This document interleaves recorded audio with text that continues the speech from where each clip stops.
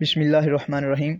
السلام علیکم ناظرین، آج ہم بایولوجیکل وار پر بات کریں گے کہ بایولوجیکل وار ہے کیا اور اس کا پوری دنیا پر کیا اثر پڑ رہا ہے اور پوری دنیا کس طرح بایولوجیکل کا شکار ہے۔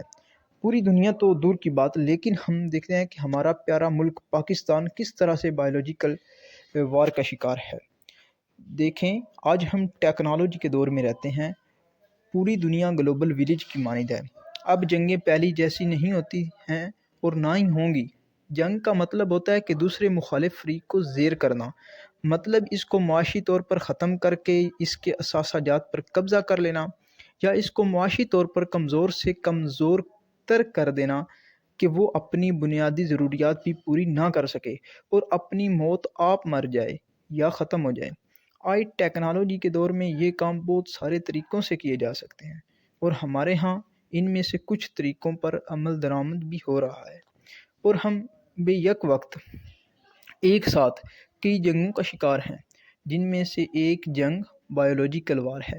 اور ہمارا ملک ایک زرعی ملک ہے اور پاکستان کی 5 میجر فصلیں ہیں، جن میں گندم ہے، کپاس ہے، مکئی، چاول اور کماد ہیں۔ اور کپاس ہماری 5 اہم فصلوں میں سے ایک اہم فصل کے ساتھ ساتھ ہماری معیشت بھی ہے۔ بنیادی طور پر کپاس کی 2 اقسام ہیں، ایک دیسی کپاس اور دوسری امریکن کپاس۔ اگر کپاس کی ان 2 قسموں کا موازنہ کیا جائے تو دیسی کپاس جو ہے، یہ قسم برصغیر میں پاک و ہند بننے سے پہلے ہمارے پاس موجود تھی اور ہم اسی کی کاشت کرتے تھے۔ اس کی پیداوار کم آتی ہے، لیکن اس پر نقصان دہ کیڑوں کا حملہ نہ ہونے کے برابر ہوتا ہے۔ اگر ہم نے اپنی دیسی کپاس کو بہتر بنانے کی کوشش کی ہوتی تو ہم اس سے بھی شاندار پیداوار لے سکتے تھے اور اب بھی لے سکتے ہیں، لیکن کہتے ہیں کہ ہزاروں خواہشیں ایسی کہ ہر خواہش پہ دم نکلے۔ اب اگر بات کریں امریکن کاٹن کی، تو یہ ہمیں تقریباً 1970 کی دہائی میں تحفتاً امریکہ کی طرف سے پیش کی گئی تھی۔ دنیا میں جتنے بھی ترقی یافتہ ممالک یا کامیاب لوگ ہیں، ان کی کامیابی کی ایک ہی وجہ ہوتی ہے کہ ان کی لمبی پلاننگ ہوتی ہے، ٹھیک ہے، جو کہ ہم 50 یا 100 سال کے عرصے پر محیط ہوتی ہے۔ اور اسی طرح دنیا کے ترقی پذیر ممالک اور ناکامیاب لوگ کی ناکامی کی ایک وجہ لمبی پلاننگ کا نہ ہونا ہے۔ اس تحفتاً دیے گئے امریکن کپاس کے بیج کے پیچھے کچھ باتیں کار فرما تھیں۔ پہلی بات کہ ہم اپنی دیسی کپاس کی کاشت کم سے کم کر دیں، اور آج اس پر تقریباً 99.9% تک عمل درآمد ہو چکا ہے۔ اور وہ ملک اور قوم اور لوگ جو اپنی ذاتی چیزوں کو چھوڑ کر دوسرے ممالک، قوم یا لوگوں کو کی چیزوں کو ترجیح دیں تو ان کے ساتھ ایسا ہی ہوتا ہے جو ہمارے ساتھ ہو رہا ہے۔ اور دوسرے نمبر پر امریکن کپاس پر بہت زیادہ نقصان دہ کیڑوں کا حملہ ہوتا ہے، چاہے بیٹی ہو یا نان بیٹی۔ اور آج ہمارے ملک پاکستان میں لگ بھگ 15 ملٹی نیشنل کمپنیز کام کر رہی ہیں، امریکن کپاس کا بیج تحفتاً دے کر وہ ہم پر بزنس بھی کر رہے ہیں، پیسے بھی کما رہے ہیں اور ہمارے ملک کی تعمیر و ترقی کی راہ میں رکاوٹ کا سبب بھی بن رہے ہیں۔ ملٹی نیشنل کمپنی سے مراد وہ کمپنی ہوتی ہیں جو ایک سے زیادہ ملکوں میں کام کر رہی ہوں، اور نہایت افسوس کے ساتھ ہم پچھلے 75 ایئرز میں اس قابل بھی نہیں ہو سکے کہ ایک کم از کم ملٹی نیشنل کمپنی ہی بنا لیں۔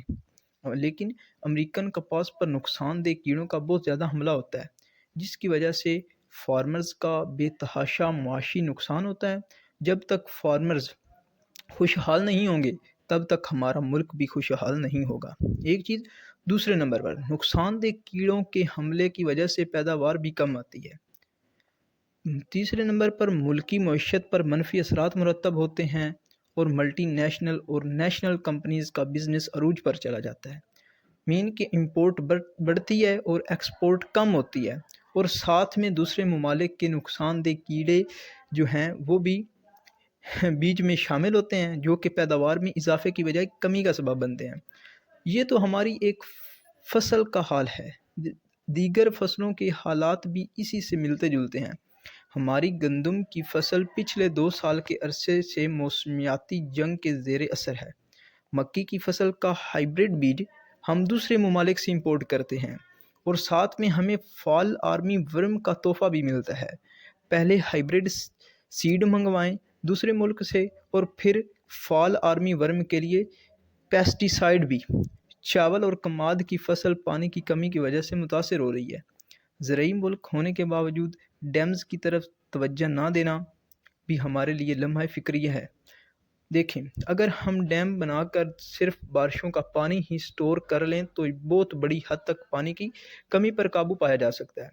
لمبی پلاننگ سے کیا مراد ہے یا ہم حالت جنگ میں کیسے ہیں، اس کے لیے ایک مثال پیش کرتا ہوں کہ آج سے 20 سے 25 سال پہلے جو گاؤں تھے، ہر گھر میں پاکستان نسل کی گائیاں دیکھنے کو ملتی تھیں، ساہیوال ہوگی یا پھر چولستانی وغیرہ، مگر آج ہم کو گاؤں کے ہر گھر میں فریزن اور جرسی قسم کی نسلیں دیکھنے کو ملیں گی۔ مطلب کہ باہر کے ممالک کی گائیں کی نسلیں آج ہم کو اصلی ساہیوال یا چولستانی نسل کی گائے شاید ڈھونڈنے سے بھی نہ ملے۔ دیکھیں، جتنی توجہ ہم فریزن یا جرسی وغیرہ نسل کو دیتے ہیں، اگر اس سے آدھی توجہ بھی ہم نے اپنی لوکل نسل کی گائیوں کو دی ہوتی تو ہم دوسرے ممالک سے گائیاں خریدنے کی بجائے ان کو اپنی ساہیوالی اور چولستانی نسل کی گائیاں فروخت کر رہے ہوتے۔ مگر افسوس، وہ اپنے مقصد میں کامیاب ہو گئے، مگر ہم لوگ سمجھ نہیں سکتے۔ انہوں نے صرف ایک سوچی تھی، لمبی پلاننگ کی، اور صرف ایک بیج بویا تھا، اور وہ بیج آج تناور درخت بن چکا ہے اور مملکت خداداد پاکستان کی بنیادیں ہلانے کے لیے کافی ہے۔ ایک اور بیج بھی بویا ہوا ہے، آج یہی کام ہمارے بیج کے ساتھ ہو رہا ہے۔ اب ہم دوسرے ممالک سے سبزیوں اور دوسری فصلوں کا ہائیبرڈ بیج خریدتے ہیں۔ اگر یہ ایسا ہی چلتا رہا تو وہ دن دور نہیں جب ہم اپنے دیسی بیجوں سے بھی محروم ہو جائیں گے۔ پھر کیا ہوگا؟ پھر یہی ہوگا کہ ہم ان کے رحم و کرم پر ہوں گے جب ان کا دل چاہے فصلوں یا جانوروں کی کوئی نئی بیماری تحفتاً ہمیں دے دیں اور ہم ان نئی بیماریوں کے علاج کے لیے پھر ان سے دوائیاں خریدیں، چاہے وہ ہمیں قحط سالی کا شکار کر دیں یا پھر وہ ہمیں بیٹھے بٹھائے ہم پر حکومت کریں اور ہم معاشی اور ذہنی طور پر ان کے غلام بن جائیں۔ اگر وہ ہماری کوئی ایک فصل یا ڈیری سیکٹر کسی بھی وجہ سے تباہ کرنے میں کامیاب ہو جاتے ہیں اور ہمیں 28 کروڑ عوام کے لیے کوئی ایک چیز بھی مکمل طور پر امپورٹ کرنی پڑ گئی تو پھر ہم اور ہماری معیشت کہاں ہوگی؟ اور ہاں، تالی کبھی بھی ایک ہاتھ سے نہیں بجتی، ہم سب اس میں برابر کے شریک ہیں۔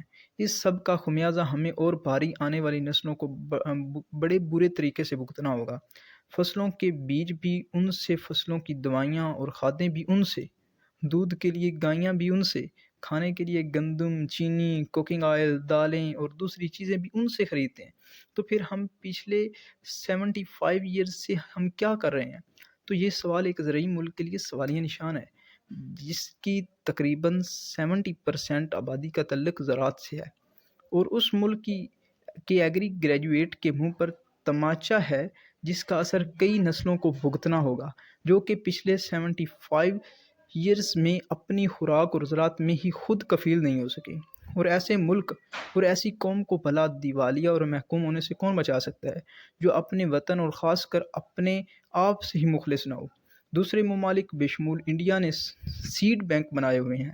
اگر کسی آسمانی آفت، جنگ یا کسی اور وجہ سے اس ملک کی فصلیں تباہ ہو جاتی ہیں تو وہ ملک سیڈ بینک سے اپنے ملک کے رکھے ہوئے دیسی سیڈ جو بیج ہیں وہ لے کر دوبارہ فصلیں اگا سکیں تاکہ دوسرے ممالک پر انحصار نہ کرنا پڑے۔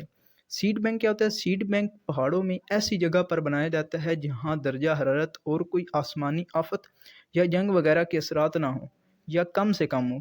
گوگل پر سرچ کر کے آپ دیکھ سکتے ہیں، مگر ہم لوگ پتہ نہیں کون سی دنیا میں رہ رہے ہیں کہ یا ہماری ترجیحات پتہ نہیں کیا ہیں۔ شاید علامہ اقبال نے یہ شعر ہمارے لیے لکھا تھا کہ خدا نے آج تک اس قوم کی حالت نہیں بدلی، نہ ہو خیال جس کو اپنی حالت بدلنے کا۔ یہ حقیقت ہے اور حقیقت ہمیشہ سخت ہوتی ہے۔ وہ کہتے ہیں نہ کہ لمحوں نے خطا کی تو صدیوں نے سزا پائی۔ ابھی بھی ہمارے پاس وقت ہے اور ابھی بھی بہت کچھ کیا جا سکتا ہے، ورنہ پھر یہ کہنے اور سننے کو ملے گا کہ اب پچھتائے کیا ہوت جب چڑیاں چگ گئی کھیت۔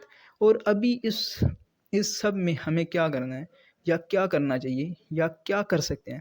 سب سے پہلے تو ہمیں ایک زندہ اور غیرت مند قوم بننا ہوگا، اپنی سوچ اور سوچنے کے انداز کو بدلنا ہوگا، لمبی پلاننگ کرنی ہوگی، دوسروں کی ٹانگیں کھینچنے کی بجائے ان کو سپورٹ کرنا ہوگا تاکہ ہم سب معاشی طور پر خوشحال ہو سکیں۔ جب ہم خوشحال ہوں گے تب ہمارا ملک خود بخود ہی کامیابی کے سفر پر گامزن ہو جائے گا۔ جزاک اللہ خیر۔ یہ تھی ہمارے پاس ایک بایولوجیکل وار جس میں پاکستان کو شکار بنا ہوا ہے۔